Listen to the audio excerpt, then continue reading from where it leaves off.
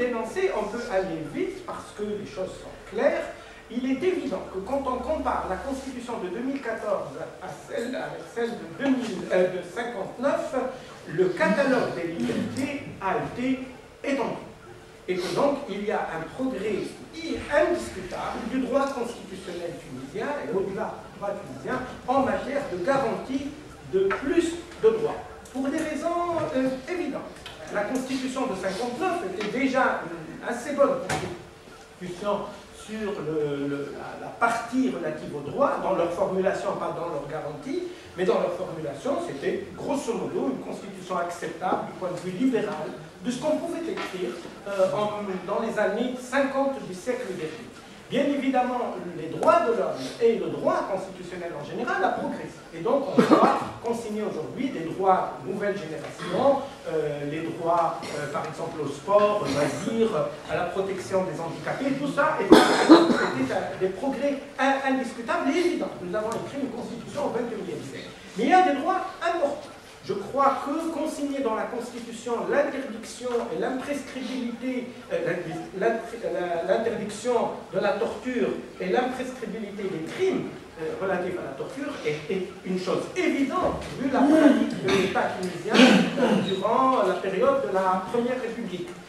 Inscrire par exemple une disposition relative à l'interdiction de la déchéance de la nationalité. Voici un droit important, même s'il pose un problème par rapport au droit international, mais je crois que c'est un progrès indéniable.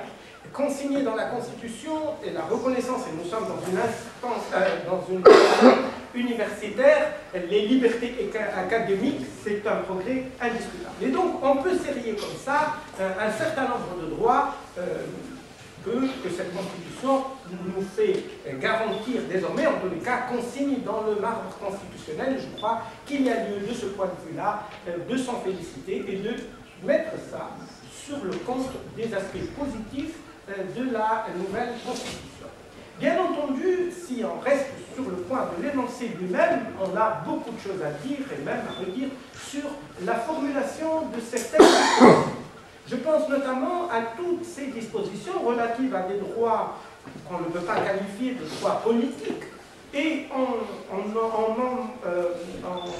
on énonce cet article uniquement comme revenant, cette liberté, ce droit revenant aux citoyens et citoyennes. J'ai cité par exemple tout à l'heure le principe d'égalité hommes-femmes.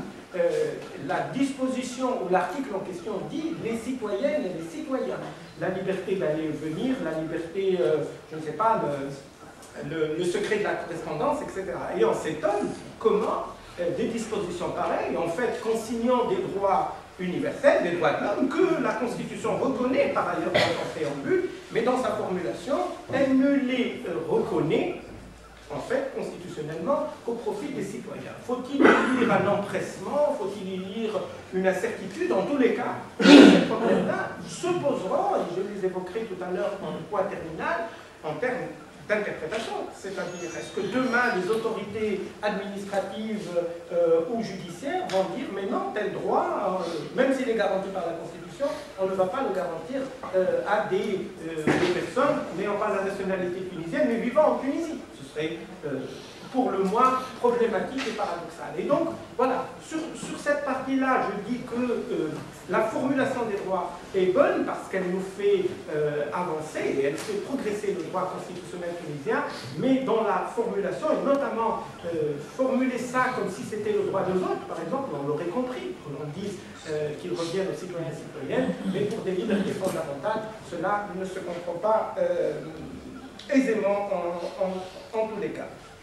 Alors, en termes d'énoncé aussi, je crois qu'il est important de se rappeler qu'un certain nombre de dispositions dans les différentes moutures du projet constitutionnel étaient, on va dire, à la mode 59. Et qu'est-ce que j'entends par la mode 59? En fait, on avait formulé un certain nombre d'articles et on renvoyait de manière différente et dans une littérature d'ailleurs différente, aux législateurs le soin de les organiser plus ou moins. Et c'est là où il y a eu aussi une très salutaire de bouclier, puisqu'on avait essayer de convaincre l'Assemblée constituante d'enlever toutes les références au législateur dans les différents articles et de mettre une sorte d'article balai à la fin qui, lui, renvoie dans des conditions claires au législateur, parce qu'il faut toujours que les législateurs interviennent pour organiser les libertés, parfois même pour en limiter l'exercice dans certaines circonstances, mais que cela ne soit pas article par article avec des renvois presque des chèques en blanc aux législateurs. On l'a déjà servi. La Constitution 59, dont je disais du bien, le catalogue de liberté, en fin de compte, a failli par cette même technique, puisqu'elle a renvoyé au législateur qui, allègrement, est venu à bout des libertés, voire même parfois les nier simplement. Et donc, ce renvoi a abouti à un excellent article 49, et cet article 49 qui, en fait, trace les limites du législateur de demain, c'est-à-dire le Parlement de demain ne pourra plus gérer et organiser les libertés à sa limite. Il a d'abord, c'est nécessaire. Et donc, le principe de nécessité, le principe de proportionnalité, s'impose au législateur dans les limites de ce que seraient ou devraient être ou pourraient être les limites aux libertés dans une société et dans un État civil et démocratique. Et cette double limitation est fondamentale. Et donc on peut dire désormais qu'en matière de liberté, le législateur, même s'il exprime la volonté générale, a une compétence liée et n'a pas une compétence de principe pour faire ce qu'il veut. Et je crois qu'en cela, c'est un élément important. Et ce qui fonde le premier élément des mécanismes dont j'ai parlé tout à l'heure, puisque le mécanisme de renvoi au législateur est un mécanisme désormais sous contrôle démocratique et sous contrôle de l'orientation civile de l'État et de la société tunisienne.